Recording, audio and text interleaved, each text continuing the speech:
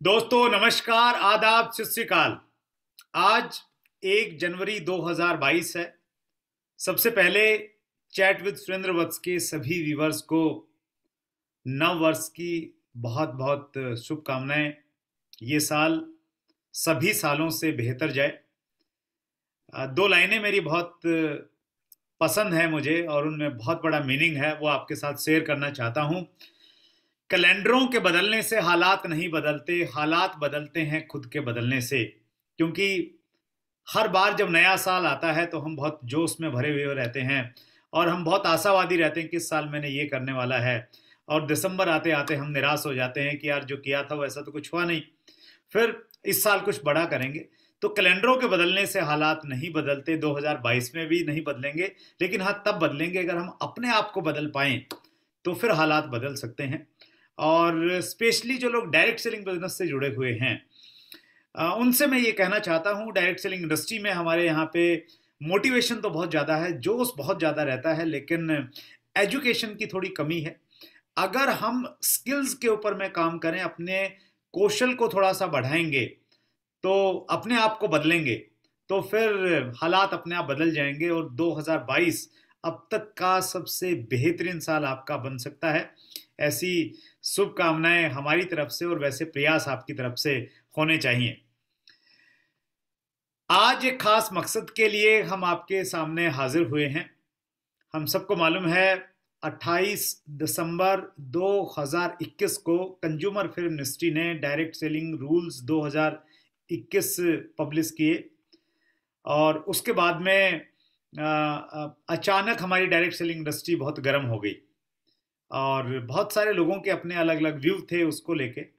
और उसमें एक नाम बहुत तेजी के साथ में उभरा और वो नाम है सुमित चौहान। और आज सुमित जी इस खास डिस्कशन में हमारे साथ हैं। सबसे पहले सुमित जी, आपका बहुत बहुत स्वागत है, नव वर्ष की बहुत शुभकामनाएं। अरे सर, आपको, आपके पूरी की पूरी ऑडियंस को, आपके पूरे परिवार को नववर्ष की ढेर सारी शुभकामनाएं। और आशा करता हूं 2022 जो है बहुत अच्छा रहने वाला है, बहुत सारी अपॉर्चुनिटीज को लेके आएगा और बहुत ज्यादा पॉजिटिव मतलब हमें यहाँ पे ग्रोथ मिलेगी। That's great. सुमित भाई, आज मैंने आपकी तरह थोड़ा जैकेट तो नहीं, टी शर्ट जर्सी वर्सी पहनी हुई है, कैसा लग रहा आज आज चमक रहे हो सर आप, बिल्कुल ना। है?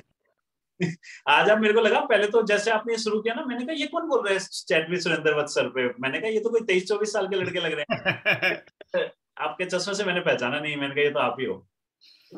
सुमित जितनी तारीफ कर दे, आज तो मैं खिंचाई करने वाला हूँ आपकी। प्रिपेयर है ना भाई? सर प्रिपेयर हो बिल्कुल। आप जब आदेश देंगे, जिस तरीके से आदेश देंगे, मैं हमेशा प्रिपेयर रहूंगा सर। मैंने है ना एक क्लास अटेंड की थी। मनीषा मिश्रा हेल्थ कोच हैं, उनको हमने चैट विद सुरेंद्र वत्स में बुलाया था एक इंटरव्यू में। तो उन्होंने जो सुबह एक्सरसाइज करवाती हैं, तो उसमें वो क्या बोलती हैं कि हमें अपने कान पकड़ के ऐसे ऐसे खींचने चाहिए, तो वो एक एक्सरसाइज है। तो हाँ मैंने जी। पूछा कि ऐसा करने से क्या होता है कान खींचने से? बोले इसका सीधा कनेक्शन हमारी ब्रेन से है, इससे हमारा जो दिमाग है ना वो तेज होता है। और ओके। उन्होंने बोला कि जो टीचर कान खींचते थे तो वो भी इसलिए खींचते थे। तो वो चीज़ जो है, मुझे लगा कि यार ये तो बहुत अच्छी चीज़ है। तो उसके बाद मैं कभी भूल जाता हूँ तो घर पे मैंने सुदेश की ड्यूटी लगा दी। मैंने कहा दिन में 2-4 बार मेरे कान खींच लिया करो। तो वो कान में नजदीक वहां से तो नहीं खींच सकता, तो दूर से ही मैं थोड़ा सा कान खींचने के मूड में हूँ आज। ये एक्सरसाइज तो मैं डेली करूंगा सर ना। सुबह पहले अपने कान खींचूंगा और बाद में देखूंगा किसी और को भी दिमाग की जरूरत होगी तो उसके भी खींचूंगा। अभी 4-5 महीने के बाद तो वैसे काम आपका ही आसान हो जाने वाला हाँ ये भी है सर। तो देखते है। हैं 2022 में मेरी भी एक नई जर्नी स्टार्ट हो रही है। और दोनों तरीके से सर बहुत सारी अपडेट्स हैं मेरी भी पर्सनल लाइफ में। 2022 में कुछ ऐसे डिसीजन ले रहा हूँ, कुछ ऐसी मतलब जर्नी स्टार्ट कर रहा हूँ जो शायद अभी तक नहीं सोचा था, सडनली दिमाग में आया और लगा कि नहीं, आगे कंटिन्यू करना चाहिए अपनी पढ़ाई के साथ या अपने और पैशन के साथ। तो पढ़ाई एंड पैशन दोनों के दोनों मैं दोबारा से कंटिन्यू करना स्टार्ट कर रहा हूँ इसी साल। एंड होपफुली बहुत अच्छा रहेगा। जैसा मैं सोच रहा हूँ वैसा रहे, एडवेंचरस रहे, और वही मैं बस शुभकामना मतलब आपकी चाहता हूँ सर। ग्रेट, नहीं नहीं, बहुत अच्छा करेंगे स्मिथ आप। आपको हमने चैट विद सुरेंद्र वत्स में जब भी बुलाया, अब मैंने भी बहुत सीखा, व्यूअर्स ने भी बहुत सीखा, और आप बहुत अच्छा काम करते हैं। स्पेशली देखिए, जो आदमी अच्छा होता है ना सुमित, वो कोई भी काम करे वो अच्छा ही करता है। और लेकिन आपने जो एक वीडियो बनाया, उस वीडियो से कुछ लोगों ने सुमित के ऊपर में क्वेश्चन मार्क लगा दिया ऐसे। सर तो वो क्वेश्चन मार्क सही है गलत है, आज थोड़ा सा उसमें बातचीत करेंगे, थोड़ा सीरियस टॉपिक है आज हमारा। तो उसमें तो स्मिथ भाई, पहले तो मैं ये कह रहा हूँ भाई, ये वीडियो बना के आपने मेरे को क्यों फंसा दिया? मैं समझ गया था सर कि मेरे को जो वीडियो बनाया मैंने, तभी मेरे को यही कंसर्न था कि मैंने कहा कि मेरे को तो कोई कुछ नहीं बोलेगा, मुझे लगता है सबसे ज्यादा ना वत्स जी को फोन जाने वाले हैं मेरे इस वीडियो के बाद, क्योंकि मुझे पता है कि किसी को भी मेरे को पकड़ना होता है तो आपके थ्रू ही पकड़ पाते हो। और अब आप ये मत कह देना कि मैं तो वीडियो डालने से पहले आपको फोन कर रहा था, आपने फोन उठाया नहीं। और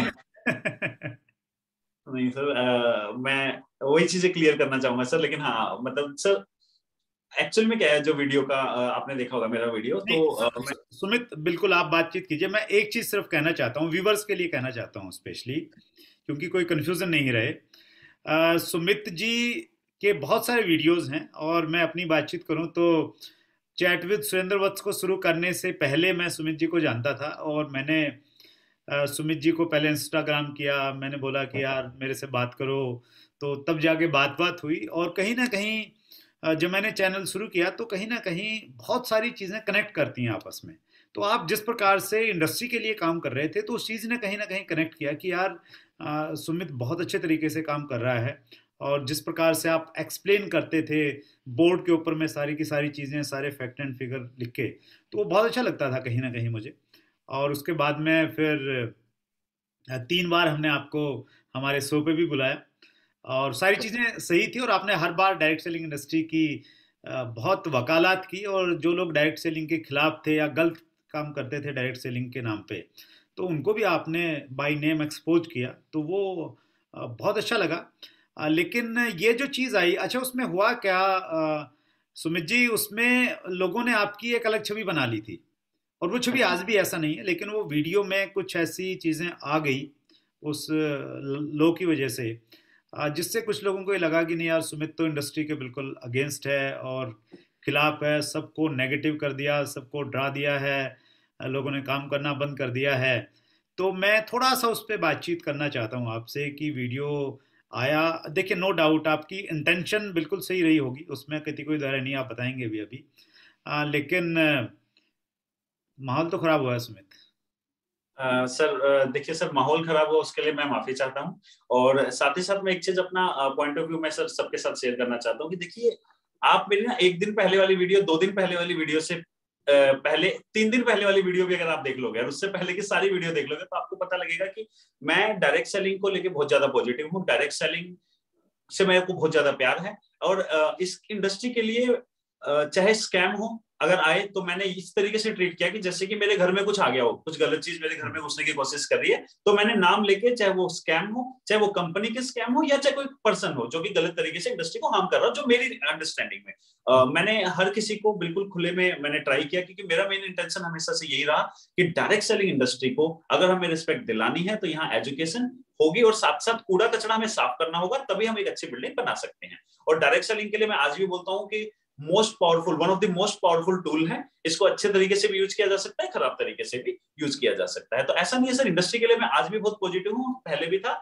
और मैं पहले भी इंडस्ट्री के लिए काम करता था, मैं आगे भी करता रहूंगा। उस वीडियो के अंदर मेरा जो कंसर्न भी था, अगर मैं उस वीडियो की भी बात करूं, पर्टिकुलर वीडियो की, तो कंसर्न ये था कि मैंने जब उसको पढ़ा लो को, तो मुझे कुछ ग्रे एरिया लगा, मुझे कुछ ऐसी चीजें लगी कि यार ये जो चीजें हैं ये मतलब कहीं ना कहीं मेरे अंदर एक डाउट क्रिएट करती है, मेरे अंदर पर्सनल। और अगर मेरे अंदर एक डाउट क्रिएट करती है कि कुछ चीजें क्लियर नहीं है, तो मैंने फिर क्या किया, मैंने कहा कि यार चलो मैं इसके ऊपर थोड़े से और राय लेता हूं। और उस वीडियो को बनाने का मेरा सिर्फ और सिर्फ ये मोटिव था कि मेरी अंडरस्टैंडिंग में मुझे ऐसा लगा उस लोगों को पूरा का पूरा पढ़ के कि इसमें कुछ सुधार की आवश्यकता है। अब सुधार की आवश्यकता दो तरीके से होती है कि हाँ आवश्यकता है सुधार की, तो चलो एक प्रोसेस के थ्रू ये सुधार हो जाएगा। अब यहाँ पे क्या था कि बाकी इंडस्ट्री का नजरिया था, हाँ सुधार की जरूरत है, हर कोई मानना सुधार की जरूरत है, हो जाएगा साथ साथ। मेरा मानना क्या हो गया था वहां पे, सुधार की जरूरत है तो जब तक सुधार ना हो जाए तब तक हम काम करना रोक देते हैं। इसका मतलब क्या था मेरे लिए, क्या था कि मुझे लगा कि ये कुछ चीज मिस हुई है, कुछ बड़ी चीज मिस हुई है, और वो शायद थोड़े से दिनों के अंदर, 2-4 दिन के अंदर या एक हफ्ते के अंदर ठीक हो जाएगी, तो तब काम शुरू कर लो। अब उसको उसका एक मैसेज क्या गया कि मैं सबको कह रहा हूँ कि डायरेक्ट सेलिंग बंद कर दो, या डायरेक्ट सेलिंग में काम ना करो, या डायरेक्ट सेलिंग इलीगल हो गई है। मेरा वो मतलब कभी भी नहीं था। डायरेक्ट सेलिंग तो एक इंडस्ट्री है सर, ये तो कभी इलीगल हो ही नहीं सकती। इशू ये था कि उसमें डायरेक्ट सेलिंग की डेफिनेशन के हिसाब से कुछ कंफ्यूजन क्रिएट हो रही थी। वो कंफ्यूजन एक बार अगर क्लियर हो जाए तो मैं पर्सनली ज्यादा मतलब बेटर फील करूंगा या कॉन्फिडेंट फील करूंगा अब आगे से किसी भी कंपनी के अंदर डिफरेंशिएट करने में कि ये लीगल है, ये इलीगल है। जो कि मैं कंफर्टेबल था विद डायरेक्ट सेलिंग गाइडलाइन। मैं किसी को भी बोल सकता था ये इलीगल है, किसी को भी बोल सकता था ये लीगल है, और मैं कभी डरता भी नहीं था। बट इस लॉ में मुझे ऐसा लगा कि शायद मैं थोड़ा सा मतलब उस चीज के बीच में डिफरेंस जो है वो जो ग्रे एरिया है वो ऐसा है कि मुझे वो क्लियरिटी नहीं देता। और जब मुझे वो क्लियरिटी नहीं मिल रही कि क्या लीगल क्या इलीगल हो सकता है, तो मैंने दो ही अप्रोच होती है सर, एक स्टार्ट कर दो और दूसरा वेट कर लो। तो मैंने वेट करने को चुना, लेकिन इंडस्ट्री में वो गलत मैसेज क्या चला गया, मैं कह रहा हूँ कि इंडस्ट्री ही इलीगल हो गई है, काम मत करो, या डायरेक्ट सेलिंग छोड़ दो, या नेटवर्क मार्केटिंग में काम करना छोड़ दो। ये नहीं था इंटेंशन। इंटेंशन मेरा ये था कि थोड़ा सा रुक जाते हैं, एक बार अपनी कंपनी, एक बार बड़े लीडर्स, एक बार मैनेजमेंट की तरफ से या फिर हमारे एसोसिएशंस की तरफ से क्लियरिटी आ जाए, काम करना शुरू कर देंगे। लेकिन वो एक गलत मैसेज चला गया कि शायद मैं मना कर रहा हूं कि आप काम ही ना करो। मेरा वही था कि एक बार क्लियरिटी आ जाए तो काम करो। लेकिन हाँ मैं समझ गया कि उसके बाद जो एक मैसेज गया वो ये गया कि शायद मैं डायरेक्ट सेलिंग के अगेंस्ट हो गया हूँ। अगर मैं डायरेक्ट सेलिंग के अगेंस्ट में कैसे हो सकता हूँ, मैं सबको ये रिक्वेस्ट करूंगा, मेरी आज कल वाली वीडियो, मेरी कल एक दिन पहले वाली, 2 दिन पहले वाली से एक दिन एग्जैक्ट पहले वाली और वीडियो देख लो, तो आपको क्लियर हो जाएगा कि मैं अगर 2 दिन पहले मैं डायरेक्ट सेलिंग के लिए इतना पॉजिटिव था, और मैं डायरेक्ट सेलिंग के लिए आपको पता सर मैं किसी से भी लड़ जाता हूँ, और पॉजिटिविटी के लिए चाहे कोई इंसान हो, मुझे लगता है किसी भी लेवल पर डायरेक्ट सेलिंग को हर्ट करने की कोशिश कर रहा है इंसान, कंपनी में उससे सीधा उसके सामने जाके कन्फ्रंट करता हूँ, नाम के साथ कन्फ्रंट करता हूँ, फिर चाहे उसकी कोई भी चाहे लीगल बैटल कर लड़नी पड़े मेरे को, चाहे कुछ भी करना पड़े, मैं करता रहूं पास्ट में भी और आगे भी करता रहूंगा। बस उससे मेरे को क्लियरिटी नहीं मिली, तो मैंने शायद जो मैसेज दिया कि थोड़ा होल्ड कर लो, वो लोग गलत समझ गए। उनको लगा कि मैं होल्ड करना, मैं ये कह रहा हूँ कि इसलिए रुक जाओ क्योंकि मतलब आप करो ही मत, ये कंप्लीटली इंडस्ट्री ही नेगेटिव है, ये इंडस्ट्री गलत है। मेरा मतलब इंडस्ट्री को गलत नहीं था, मेरा मतलब था कि ये जो लो आया है इसके अंदर ग्रे एरिया इतना ज्यादा है, जब तक इस पर क्लियरिटी ना आ जाए तब तक आप काम थोड़ा सा स्टॉप कर दो। लेकिन गलत अगर मैसेज गया तो सर मैं सभी से माफी मांगना चाहूँ। मैं सुमित आपकी प्रेजेंस में सभी व्यूवर्स को एक विश्वास दिलाना चाहता हूँ, और ये कहना भी चाहता हूँ, चूंकि 2016 में जब गाइडलाइन आई तो उसको बनने से लेके उसकी पूरी प्रक्रिया, मतलब जो इंटरनेशनल कमेटी बनी और उससे लेके उसके रिलीज होने तक हर चीज मेरी सामने, आंखों के सामने से गुजरी है, तो मैं पूरे प्रोसेस को बहुत अच्छे से जानता हूँ। यहाँ तक जानता हूँ कि जब गाइडलाइन बनी, सरकार ने कहाँ कहाँ से उसका इनपुट लिया था, वो सारी की सारी चीज़ें मेरी जानकारी में थी। तो जैसे ही ये रूल आए, तो इन रूल्स के आने के बाद में खुशी की बात ये थी कि रूल्स आ गए, क्योंकि हम लोग वेट कर रहे थे, 1 साल से बार बार फॉलोअप किए जा रहे थे, कब आएंगे कब आएंगे कब आएंगे। ये बिल्कुल आपने बात सही कही कि इसमें कुछ ग्रे एरियाज हैं, लेकिन उन ग्रे एरियाज से हम लोग बिल्कुल इसलिए परेशान नहीं हुए क्योंकि हमें ये मालूम था कि ये तो यार प्रक्रिया का एक हिस्सा है। जैसे गाइडलाइंस आई थी उसमें भी कुछ ग्रे एरियाज थे, उसमें भी अमेंडमेंट्स हुए, और अमेंडमेंट्स होते होते वो और बेटर होती चली गई, तो इसमें भी हो जाएंगे। लेकिन उससे लेकिन मैं यहाँ पे एक एश्योरेंस ये दे रहा हूँ सबको कि हम लोग अपनी जिम्मेवारी महसूस कर रहे हैं बहुत अच्छे। हम लोग का मतलब ये हुआ कि चूंकि मैं एसोसिएशन का पार्ट हूँ, उस नाते मैं कह रहा हूँ।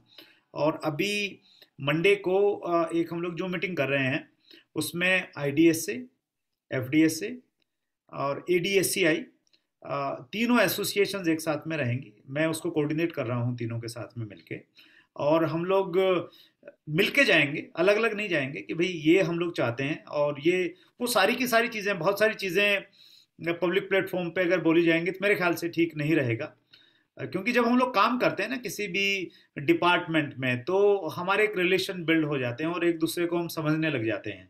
तो मैं ये एश्योर करना चाहता हूँ कि जो ग्रे एरियाज हैं वो बहुत जल्दी क्लियर सबको मिल जाएंगे, तो उसमें बिल्कुल भी परेशान होने की, हताश होने की बात नहीं है। और जैसा सुमित जी ने कहा कि हाँ, कुछ ग्रे एरियाज हैं, उसमें कतई कोई दो राय नहीं है।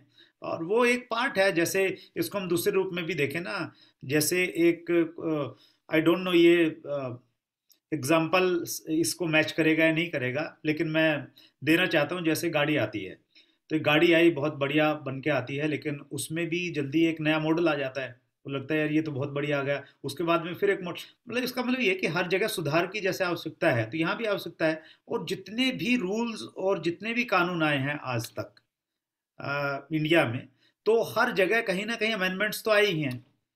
अमेंडमेंट्स इसमें भी आ जाएगा, और बहुत देर से नहीं आएगा, बहुत जल्दी आ जाएगा। तो ये मैं सभी को एश्योर करना चाहता हूँ।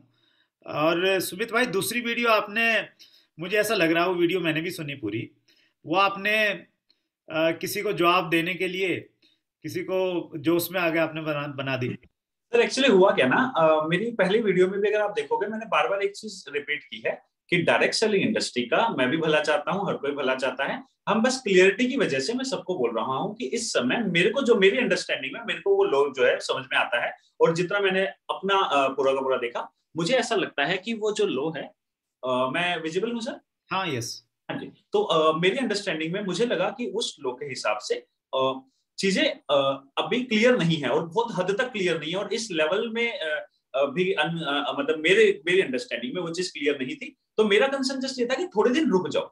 हाँ, लेकिन मैंने कभी भी ये नहीं बोला कि डायरेक्ट सेलिंग जो है वो खराब है या डायरेक्ट सेलिंग कोई बेकार चीज है।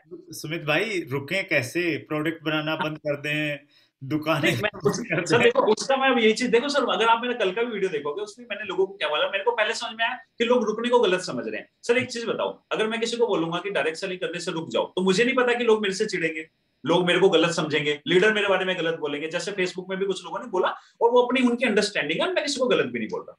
तो मुझे पता है कि मैं इस चीज पे बोलूंगा तो इंडस्ट्री मेरे खिलाफ हो जाएगी, लोग मेरे खिलाफ बोलेंगे, हो सकता है डायरेक्ट सेलर एसोसिएशन मेरे खिलाफ हो जाए, या एसोसिएट्स मेरे खिलाफ हो जाए, कंपनीज मेरे खिलाफ हो जाए, स्टिल मैं अपनी अगर राय रख रहा हूं, तो इसका मतलब क्या है सर कि मैं वो सब चीज को रिस्क पे लेके चल रहा हूं, क्योंकि मेरे लिए इंपॉर्टेंट ये है कि मेरी अंडरस्टैंडिंग में जो मैं बेस्ट से बेस्ट समझ पा रहा हूं वो मैं लोगों के सामने रखूं।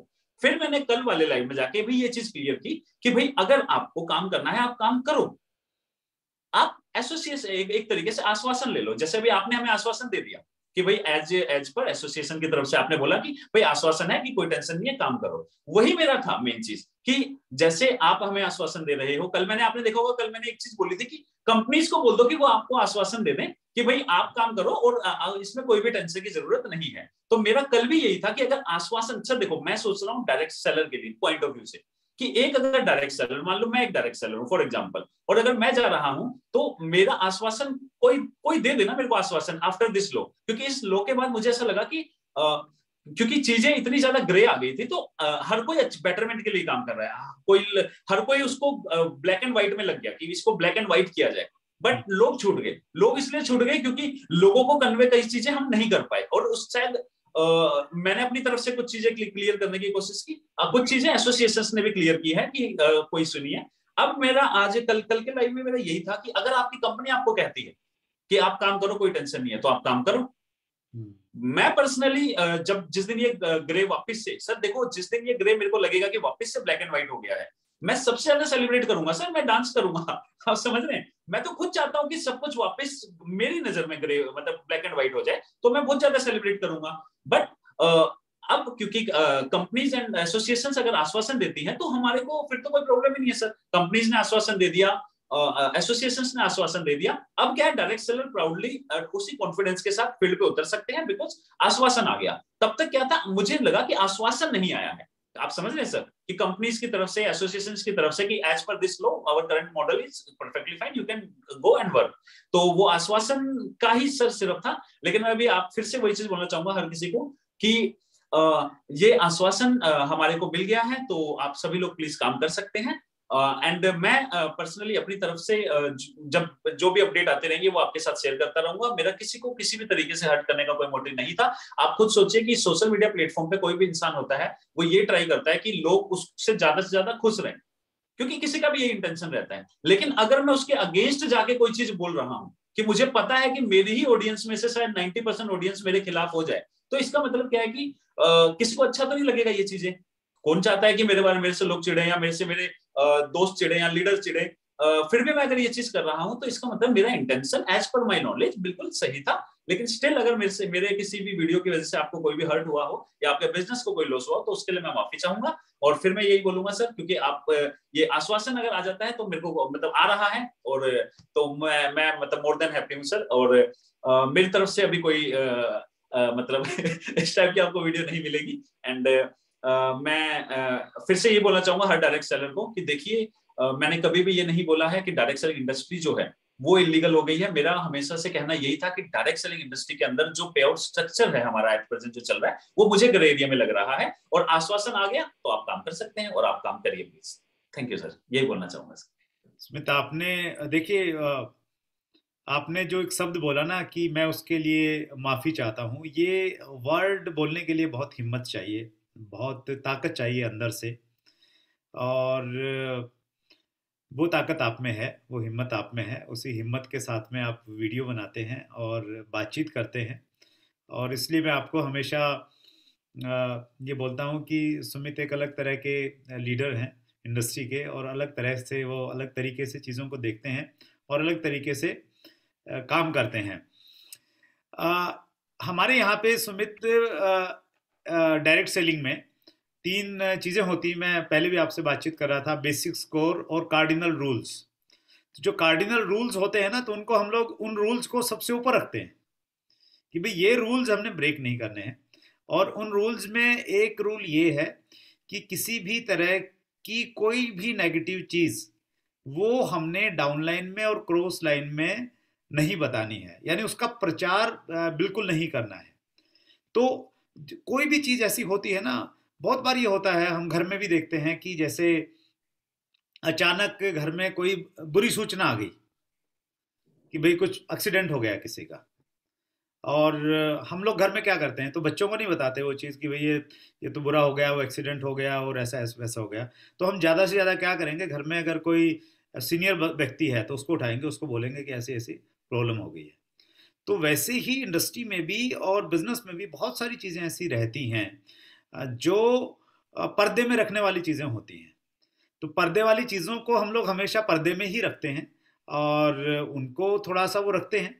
तो यहाँ भी मैं इस मामले में भी मैं यही कह रहा हूँ कि ये एक प्रक्रिया है, उस प्रक्रिया के तहत अमेंडमेंट्स हो जाएंगे और वो होते ही आए हैं। कोई ऐसा नहीं कि भाई ये कोई एक ऐसी चीज़ हम लोग कह रहे हैं कि जो कभी हुआ ही नहीं, आज तक नहीं हुआ है दुनिया में।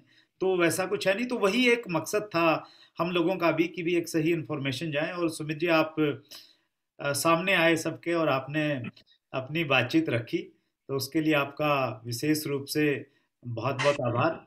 सर मैं और वही बोलना चाहूंगा कि हाँ, डायरेक्ट सेलिंग ने, आपके चैनल ने हमें बहुत कुछ दिया है। मेरी पर्सनल लाइफ में बहुत सारा ऐसा मैंने मतलब बहुत कुछ सीखा है इस इंडस्ट्री से। ऑल्दो मैं उस तरीके से एक्टिव नहीं हूँ इंडस्ट्री के अंदर जिस तरीके से सभी लोग रहते हैं, लेकिन स्टिल ये इंडस्ट्री मेरे दिल के बहुत ज्यादा करीब है। मैं इसकी बहुत ज्यादा रिस्पेक्ट करता हूँ, और मैं इसके ऊपर बहुत ज्यादा आज से मतलब 2017 से ही एजुकेशन से रिलेटेड काम भी कर रहा हूँ। बिकॉज मुझे पता है कि इस इंडस्ट्री में छोटी छोटी उम्र के बच्चे छोटी छोटी जगहों से बहुत बड़े बड़े सपने लेके आते हैं। तो उन सपनों को मतलब एक अच्छा प्लेटफॉर्म, एक एजुकेटेड प्लेटफॉर्म मिल सके, और राइट डायरेक्शन में इंडस्ट्री बढ़े, मैं हमेशा यही चाहता था और मैं आगे भी यही चाहूंगा, और यही इसी के ऊपर हम लोग काम करते रहेंगे। जस्ट थैंक यू, आपने ये प्लेटफॉर्म प्रोवाइड किया। एंड मैं बहुत ज्यादा ऑनर फील कर रहा हूँ, फोर्थ टाइम एक ऐसे रेप्यूटेड, एक ऐसे रिस्पेक्टेबल प्लेटफॉर्म के ऊपर आपने मुझे बुलाया। एंड वंस अगेन सभी से, अगर किसी को भी हर्ट हुआ तो आप समझ जाइए कि मेरा इंटेंशन किसी को हर्ट करने का नहीं था, जस्ट मेरा था, मैं अपने पॉइंट ऑफ व्यू से जो था मैं कोशिश था। तो मैं बस इसी के साथ सर आज कुछ और आप पूछिए सर, अगर आप पूछना नहीं, चाहते हैं तो। 5वीं बार ऐसा काम करके नहीं आना है।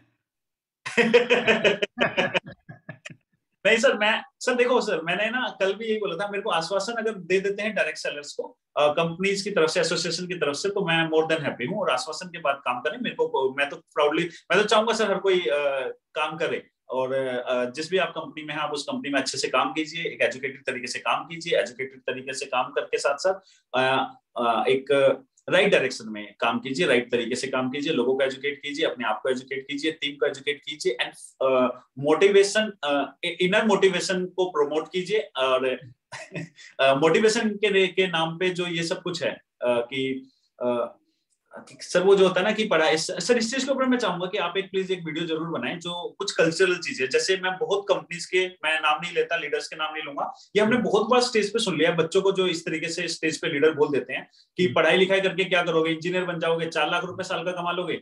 हाँ ये देखो ये लड़का 21 साल का 4 लाख रुपए महीना कमा रहा है। ये इससे ज्यादा खराब स्टेटमेंट नहीं हो सकते, बिकॉज ये कहीं ना कहीं फिर हम इंडस्ट्री को वो रिस्पेक्ट नहीं दिला पाएंगे सर, क्योंकि एक बच्चे के, हमें इंडस्ट्री, मेरा पर्सनल जो मानना है, मैं गलत हो सकता हूँ, कि इंडस्ट्री को प्रमोट करने का राइट तरीका है कि आप पढ़ाई के, आपकी पढ़ाई में क्या वैल्यू एडिशन कर सकती है इंडस्ट्री, आपकी जॉब में क्या वैल्यू एडिशन कर सकती है, आपके बिजनेस में क्या वैल्यू एडिशन कर सकती है, आपकी पर्सनल लाइफ में क्या वैल्यू एडिशन कर सकती है। ना हम किसी से जॉब छोड़ाएं, ना किसी से पढ़ाई, ना किसी का बिजनेस, और साथ में वो यहाँ पे इसको भी ग्रो कर सके, बिकॉज ये हमें उस कैपेबल बनाता है कि हम 2 चीजें हैंडल कर सकते हैं। डायरेक्ट सेलिंग इस कैपेबल बनाता है कि इंसान 20 चीजें भी हैंडल कर सकते हैं, जैसे आप भी कर रहे हैं, एक चैनल भी चला रहे हैं, डायरेक्ट सेलिंग भी चला रहे हैं, एसोसिएशन भी चला रहे हैं। तो इस तरीके से हमें अपने आप को इवोल्व करना है कि हम फालतू मोटिवेशन से दूर रहें, रियल मोटिवेशन जो कि एजुकेटेड तरीके से आती है उसी को प्रमोट करें, और इंडस्ट्री बहुत बेटर डायरेक्शन में जा रही है आपकी गाइडेंस में सर, और मैं चाहूंगा कि इसी डायरेक्शन में इंडस्ट्री आगे बढ़ती रहे सर। Thank you sir.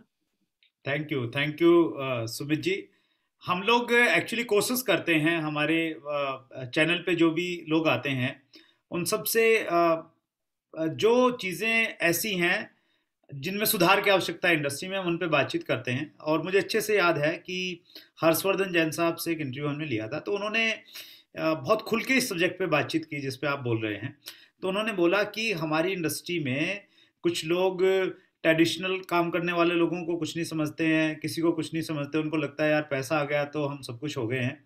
तो हमें सबको साथ में लेके चलना पड़ेगा, तभी हमारी समाज में भी इज्जत होगी, तभी हमें सोशल रिकॉग्निशन मिलेगा। और आज आपने भी उस चीज़ को हाईलाइट किया, और हम लोग कोशिश करेंगे आगे भी इंटरव्यूज़ में इस चीज़ पे विशेष रूप से काम किया जाए। तो एक बार सुमित भाई बहुत बहुत धन्यवाद आपका आने के लिए। और इसी प्रकार से आप, मैं ये नहीं कहूँगा इसी प्रकार से वीडियो बनाते रहिए।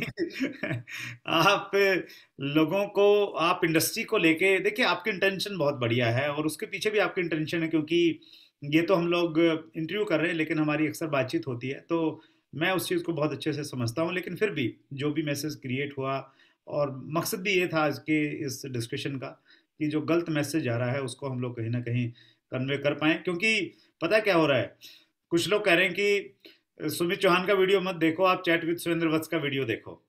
तो किसी के पास में चैट विद सुरेंद्र वत्स का इंटरव्यू चला जाता है पांडे जी वाला, तो कहते हैं कि ये मत देख, तो सुमित चौहान वाला देख।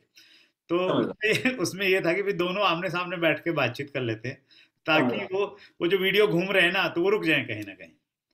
हाँ सर, वो मतलब वो मैं भी फील कर रहा हूँ, बिकॉज मेरे भी यहाँ पे कमेंट में ना, ये वाला वीडियो देखो, आपको कोई नॉलेज नहीं है। मैं उनको ये बोलता हूँ कि भाई मतलब वही है ना कि हम मतलब वो गलत है सर, क्योंकि ये हर किसी की अपनी पर्सनल राय है, हर किसी का अपना पर्सनल ओपिनियन होता है, और हम सब एक दूसरे की रिस्पेक्ट करते हैं। एंड वही है, ये आप बिल्कुल सही कह रहे हैं, ये इस टाइप की चीजें नहीं होनी चाहिए सर इंडस्ट्री के अंदर। और मैं ये चीज भी बोलना चाहूंगा कि सर देखिए, मेरा हमेशा से इंटेंशन रहा है कि गलत चीजें ना हो। अगर आपने देखा होगा तो मैं डायरेक्ट सेलिंग के साथ साथ और इंडस्ट्रीज पे वीडियो बनाता हूँ, क्योंकि मेरा इंटेंशन यही रहता है कि आज स्कैम जो है वो डायरेक्ट सेलिंग में नहीं हो रहे हैं। आज स्कैम एक्चुअल में मुझे लगा, जो मेरी पर्सनल है, कि क्रिप्टो स्पेस में ज्यादा स्कैम हो रहे हैं। एक टाइम था जब, क्योंकि डायरेक्ट सेलिंग सबसे पावरफुल था, और आज भी है, डायरेक्ट सेलिंग भी पावरफुल है, दूसरी इंडस्ट्री भी पावरफुल है, बट डायरेक्ट सेलिंग पे क्योंकि लो आ रहे हैं, गाइडलाइंस आ गई, तो स्कैमर्स आज यहाँ पे कम है। दूसरी इंडस्ट्री में 95% से ज्यादा प्रोजेक्ट स्कैम पे चल रहे हैं। तो मेरा फोकस क्या था कि स्कैम चाहे यहाँ हो चाहे वहां हो, मैं हर डोमेन को अपनी लिमिटेड नॉलेज में कवर करने की कोशिश करूं, और मैं वही करता रहूंगा सर। स्कैम्स के बारे में लोगों को अवेयर करना, एजुकेट करना, यही मेरा काम है। और इस तरीके की अगर कोई चीज आएगी तो मैं वो मतलब पूरा अच्छे तरीके से ही मैं अपनी पर्सनल लाइफ और ट्राई करूंगा कि मैं और ज्यादा क्लियर तरीके से एक्सप्लेन कर पाऊं चीजों को, सो दैट कि ऐसी कोई मिसअंडरस्टैंडिंग क्रिएट ना हो। थैंक यू सुमित जी, बहुत जल्दी मिलते हैं, देखते हैं इंटरव्यू अगला इंडिया में करते हैं, कनाडा में करते हैं, लेकिन जल्दी फिर मिलेंगे। नहीं सर, जल्दी से मिलते हैं sir. Thank you sir. Thank you so much. Thank you Sumit ji. Thank you sir. मैं व्यूवर्स को भी ये कहना चाहता हूँ, जैसा सुमित जी ने बताया, उनकी कोई इंटेंशन नहीं थी, और इस वीडियो बनाने का हमारा मकसद यही है कि जो ग्रे एरिया है उस पे काम हो रहा है, तो आप बहुत ज़्यादा पैनिक मत होइए, बहुत ज़्यादा बातचीत मत कीजिए। हाँ, कुछ चीज़ों में अगर कन्फ्यूज़न है तो वो दूर हो जाएंगे, लेकिन हमेशा चाहे सुमित जी अपने सोच चैनल के माध्यम से बातचीत करें, हम चैट विद सुरेंद्र वत्स के माध्यम से बातचीत करें, हम लोग हमेशा यही कहते हैं कि आप सही कंपनी चुनिए, सही कंपनी के जो पैरामीटर्स बताए जाते हैं इंटरव्यूज़ में, उन पैरामीटर्स के आधार पे आप काम कीजिए। गाइडलाइन है ना, गाइडलाइंस जो हैं अपनी खुद की होनी चाहिए एक्चुअली। जब गाइडलाइंस नहीं थी सुमित जी, उस समय पंकज अग्रवाल सेक्रेटरी होते थे कंज्यूमर फेयर में, तो वो बहुत अच्छी चीज़ बोलते थे कि यार गवर्नमेंट तो गाइडलाइन देगी जब देगी, तो आप अपनी एक गाइडलाइन बनाइए, अपनी आत्मा की गाइडलाइन बनाइए, आप गलत मत कीजिए, आप मनी सर्कुलेशन में मत जाइए। तो आपको वैसा करना चाहिए, और वो बात उनकी बहुत सही थी। तो हम भी जब भी किसी कंपनी के साथ में जुड़ते हैं तो हम लोग बहुत बार पैसे के लालच में आ जाते हैं, फास्ट पैसा मिले उसके लालच में आते हैं, तो उन चीज़ों से कहीं ना कहीं हमें बचना चाहिए। और इंडस्ट्री बहुत अच्छी इंडस्ट्री है, देश के विकास में बहुत बड़ा सहयोग हम लोग कर सकते हैं। अभी हमारा बहुत ज़्यादा वॉल्यूम नहीं है इंडस्ट्री का, लेकिन जब ये वॉल्यूम बढ़ेगा तो कहीं ना कहीं देश की आर्थिक व्यवस्था पे इसका असर कहीं ना कहीं हम दिखेगा। मिलके करेंगे। व्यूवर्स का बहुत धन्यवाद, सुमित आपका बहुत बहुत धन्यवाद। Thank you. सर बहुत बहुत धन्यवाद सर। एक लाइन और बोलना चाहूंगा कि देखिए, हमें स्कैम्स जो हैं, स्कैम्स को तो हमें हटाना ही है इंडस्ट्री से। साथ साथ इंडस्ट्री के अंदर कोई अगर कल्चर ऐसा है कि वो भी एक तरीके से मतलब खराब है, तो उसको भी साथ साथ हटाना है। ये दोनों चीजें, इंडस्ट्री को अंदर से भी सफाई होती रहे और बाहर से भी गंदगी इंडस्ट्री में ना आए, तो इंडस्ट्री बहुत ब्यूटीफुल है एंड इस इंडस्ट्री का बहुत ब्राइट फ्यूचर है। And thank you once again sir, and बहुत बहुत thank you Sumit ji, thank you.